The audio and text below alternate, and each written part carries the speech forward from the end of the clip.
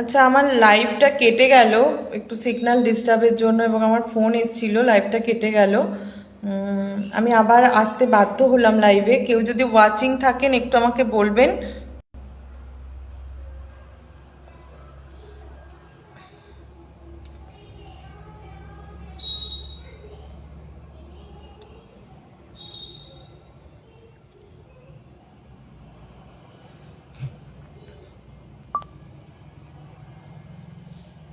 আচ্ছা, আমার লাইভটা কেটে গেল, তাই একটু খুবই নেটের প্রবলেম হচ্ছিল বলে আমার কথাটা কমপ্লিট হওয়ার আগে লাইভটা কেটে গেল, তাই আমি পুনরায় আবার একবার লাইভে এলাম। কেউ ওয়াচিং থাকলে একটু বলবেন যে আমার কথা এবং সব কিছু ঠিকঠাক আসছে কিনা। একটু মেসেজ করে আমাকে একটু জানাবেন সব কিছু ঠিকঠাক আসছে কিনা। মেসেজ দেখলেই আমি বাকি বক্তব্য বলবো, খুব সংক্ষিপ্ত লাইভ করব।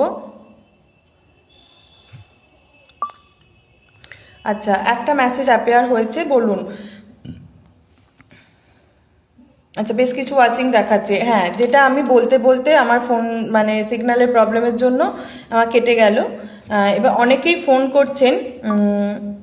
আচ্ছা, অনেকেই ফোন করছেন যে দিদি কি মানে আপনারা ম্যাটের বিষয়টা কি ভাবছেন, বা ম্যাটকে নিয়ে কিভাবে কি কোনো ফান্ডিং করছেন কিনা।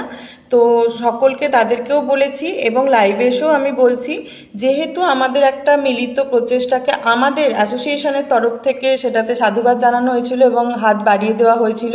অবশ্যই আমরা আগামী দিনে যাবতীয় আন্দোলন বলুন, আইনি পদক্ষেপ বলুন, বা যাবতীয় স্টেপ আমরা অবশ্যই মিলিতভাবে নিতে চাই। আমাদের দিক থেকে এটা কখনোই অসুবিধা নেই। আগেও বলেছি, এখনও বলছি, ম্যাট একটা বৃহত্তর মানে লড়াই। সেই ম্যাটে আমরা চাই অ্যাসোসিয়েশনের তরফ থেকে যে ফান্ডিং উঠছে, একটা সংগঠনই ফান্ডিং তুলুক। আপনারা সকলে ঐক্যমঞ্চে যে ম্যাটের জন্য ফান্ডিং তুলছে সেখানেই ফান্ডিং দিন। এখানে অ্যাসোসিয়েশনকে আলাদাভাবে দিতে হবে না। সেই ম্যাটে আমরা যাতে যৌথভাবে আমাদের তরফ থেকেও দুজন আই ফাইল করে সে ম্যাটে ঢুকে মানে ম্যাটে প্রবেশ রয়েছে, আই ফাইলে নাম আছে, এবং ঐক্যমঞ্চ থেকেও আছে।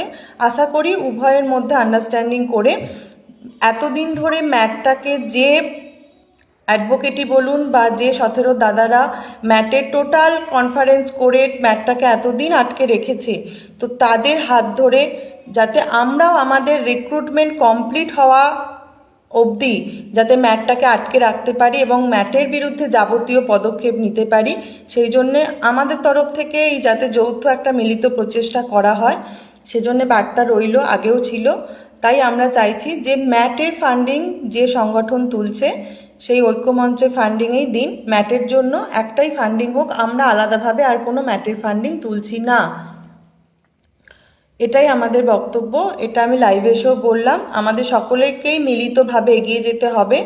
এর জন্য একটা যে সাধারণ মেম্বাররা মিলে একটা মিটিংয়ের আয়োজন করেছিল, যে সকল পদক্ষেপ নেওয়ার জন্য 10 জন করে উভয় সংগঠনের মেম্বার থাকবে বা কিছু সাধারণ মেম্বার থাকবে, যাতে নিজেদের মধ্যে একটা আলাপ আলোচনার মধ্য দিয়ে এগোনো যায়। সেটাতে আমরা অবশ্যই সকলে যুক্ত আছি। তো তাদের মানে অন্য সংগঠনের কি এই সম্পর্কে মতামত রয়েছে আশা করি তারা জানাবে। ইনফ্যাক্ট আমাদের 21 তারিখে বিদেশদার সাথেও দেখা হয়েছিল হাইকোর্টে। আমি পার্সোনালি বিদেশদাকে বলেছি যে দাদা, এইভাবে করে কিছু লাভ নেই। তো যে লড়াই আমরা নেমেছি, সকল 22 স্টেট পাসের স্বার্থে যে লড়াই, সকলে একসাথেই লড়তে হবে। সেই জন্য অ্যাসোসিয়েশনের তরফ থেকে এই ডিসিশন নেওয়া হয়েছে যে ম্যাটের জন্য আলাদা কোনো ফান্ডিং আমরা নেব না, ঐক্যমঞ্চকেই আপনারা ফান্ডিং দেবেন, এবং সেই ফান্ডিং যাতে যৌথ একটা কমিউনিকেশনের মধ্য দিয়ে সঠিক ওয়েতে সঠিক অ্যাডভোকেট প্যানেল ঠিক করা হয় এবং যৌথভাবে আমরা ম্যাটকে আটকাতে পারি। আমাদের যতক্ষণ না রিক্রুটমেন্ট প্রসিডিওর কমপ্লিট হচ্ছে ততদিন সেই পথে আমাদের তরফ থেকে এগোনো হবে। এই এই বার্তাটাই আজকে মেনলি দেওয়ার জন্যে আমি লাইভে এসেছিলাম। প্রত্যেকে 27 তারিখ আন্দোলনে আসুন।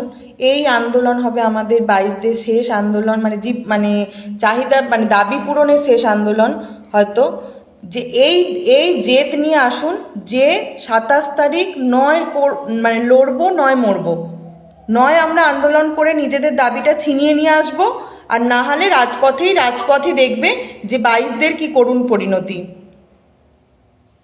তার জন্য পর্ষদ থেকে মাননীয়া সকলে তৈরি থাকুন।